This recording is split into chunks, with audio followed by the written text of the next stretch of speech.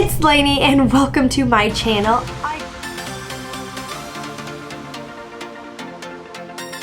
I do not usually wear a hat on YouTube. I honestly don't wear hats that much anyways.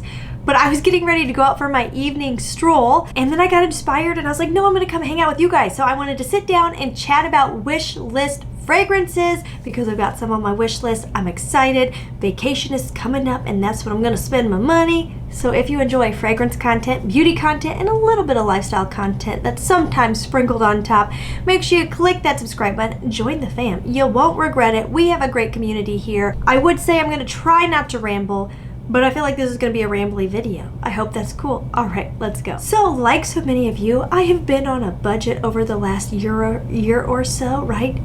Everything's just expensive now. Everything just adds up, right? Being an adult is fun. Not really. And so I have not been able to shop for fun very much. Again, not saying this to complain. I feel like so many of you watching are in the exact same boat as we are, but I used to like pick up fragrances pretty regularly throughout the year, splurge on myself. I've really been trying not to do that because I've got bills to pay. I'm trying to keep my priorities in line. And I told myself I could have a little fun on vacation. I always try to stash aside a little money for my fun money for a vacation. And I think we're going on vacation earlier than usual this year, which I'm excited about because I'm ready to shop. So anyways, a lot of my fun money will be going to fragrance. You knew it. Are any of us surprised? Not really. On my wish list, some of these things are things I know I want to buy. Some of these things are fragrances I just want to get my nose on because I can't find them here in the Midwest. So starting with that, I really want to get my nose on Fleur Soft Spot so badly. I've not seen this anywhere near me. I honestly don't even know. Was it ever in Sephora? I've gone to a lot of Sephoras. I've never stumbled upon it. So I hope it is in Sephora because I want to smell it so bad. Fleur Soft Spot I've heard described as like a warm, snuggly hug from someone you love. That sounds right up my alley. There's accords of musky, floral, powdery, white floral, citrus, woody, amber, sweet, animalic. That does scare me. That's the only thing that makes me like, I'm not blind buying you because some things, if they go too animalic on me, I'm not a fan. It can get a little BO-y. Sometimes it's great and sexy and other times it's a little stanky. And so like that scares me into not wanting to blind buy this. Kind of sounds like a Your Skin but better, which I've been really into. I'm actually steering away from all the gourmand, sweet, in-your-face fragrances. So like this sounds like what I've been loving lately. So I really want to get my nose on it and I could see myself, if I like it, picking it up because I do have a little Fleur collection started. I'm always excited to add other friends to the party. I really would love to get my nose on the Maker's Dream fragrance. Everyone describes it as a cinnamon roll. I was obsessed with the Fenty body butter that smelled like a cinnamon roll and I was like, oh my gosh, if this is a fragrance like it, I need to get my nose on it. Obviously not for this time of year. This would be like a pick up and wear it in the fall, winter. But it's warm, spicy, vanilla, woody, powdery, sweet, cinnamon, floral, cacao, amber, and lactonic. Like that all sounds awesome. By the way, if you guys have smelled any of these that I ramble off to you, please give me your thoughts down below. I need to hear your reviews. You're gonna help me so much and maybe save me a lot of money if you've smelled some of these and they're not good. But in here, the notes sound so interesting. In Dream by the Maker, it's butter, cinnamon, cacao, cocoa, I can't read, magnolia, sandalwood, caramel, vanilla orchid, vanilla, amber, vetiver. Doesn't that sound dreamy? It sounds like it's gonna smell like the inside of a bakery that's whipping up fresh cinnamon rolls. Like, sounds so good. I honestly usually really like a butter note, so that draws me in. One of them is one I've smelled before that I want to get my nose on again because I know I really liked it, but I remember feeling like I didn't need to buy it, and that is Wave Child. But I keep seeing it again on YouTube, and it's summertime now, and I'm like, oh, maybe I do need that. It had a beautiful, yummy watermelon note, but that's not what made it special to me. To me, it was this very velvety texture the fragrance had. There is cocoa in there. There is coconut, there is watermelon, which you don't see combined often. There is amberwood and ambergris, which I love those notes. It was very refreshing, but also very rich in luxe. And really, honestly, the scent was like the richest lather of a body wash or a velvet texture of like a really cool velvet jacket. It was just lush, and that's what I remember liking about it. I've also been hearing a lot of people talk about Jasmine Freak by 1015, and it just sounds interesting, and the name's gonna like in your face, and I'm like, ooh, I think I need to smell you.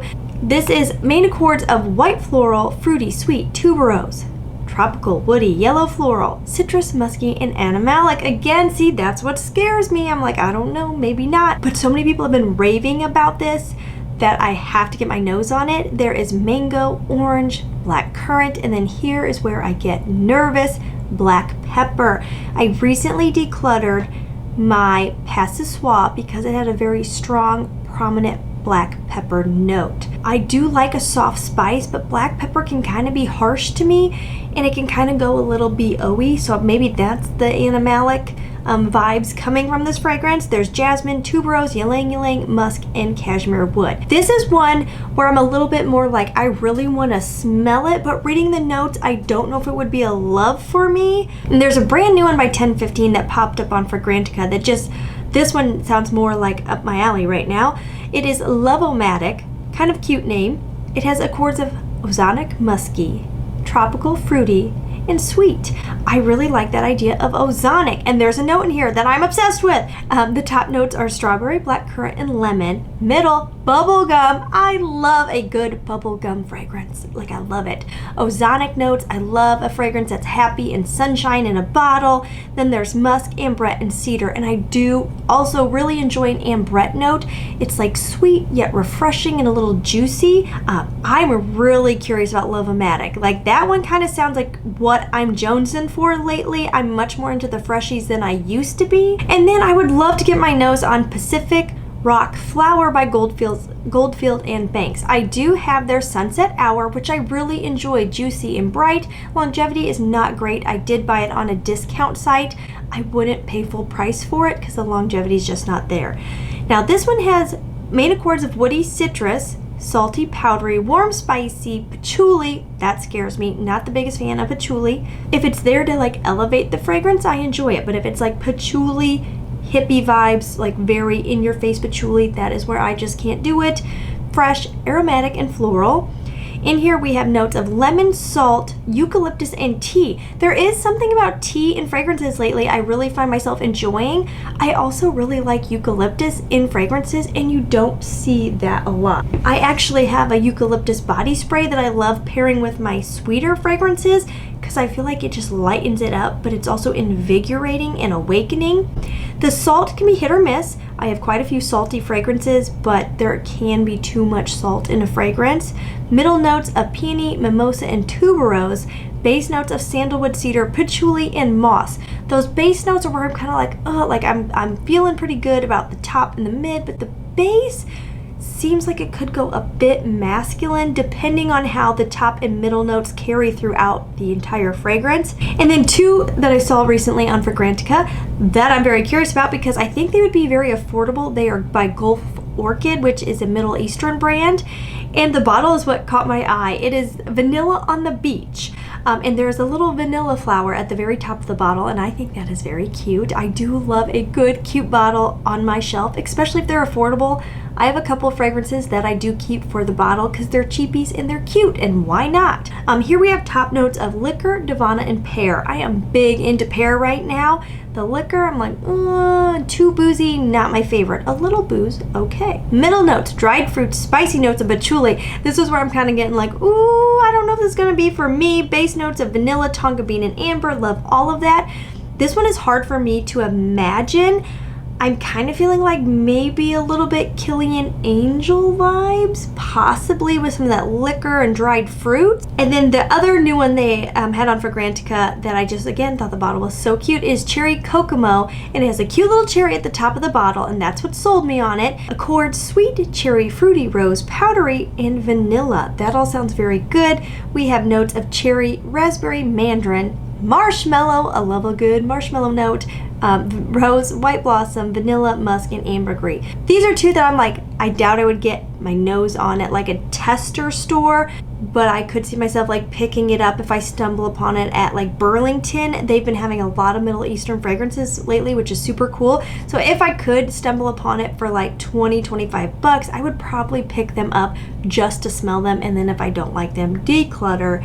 And then because I'm hearing so many people rave about Lattafa Victoria, I'm like, okay, if I find you for a good price at Burlington, I will definitely pick it up. I do love a good hunt. I get so excited when I find what I'm looking for at Burlington or TJ Maxx, finding those hidden gem fragrances at those discount stores. Love it. It's a rush, right?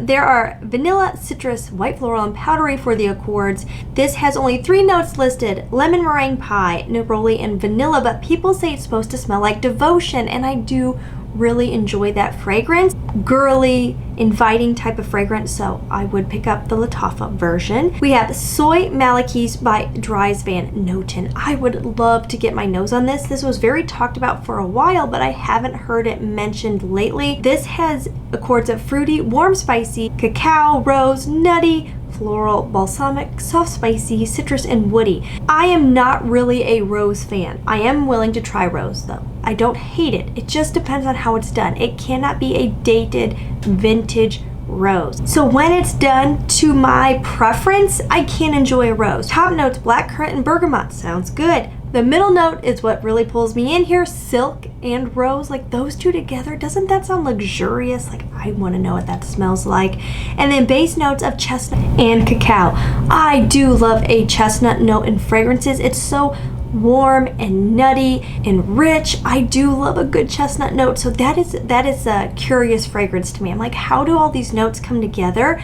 I kind of feel like I can imagine what it would smell like. Okay, now fragrances that I know I love that I want to pick up. Lush Chelsea Morning. This has accords of sweet citrus, vanilla, aromatic, caramel, fresh, spicy, and it is very rich. My best friend is not an in-your-face fragrance lover at all, and I had her smell it on the back of my hand, and she literally went, oh, it was too much for her. This thing is potent. There is toffee, lemon, vanilla, tonka bean, fenugreek, and myrtle, whatever that is.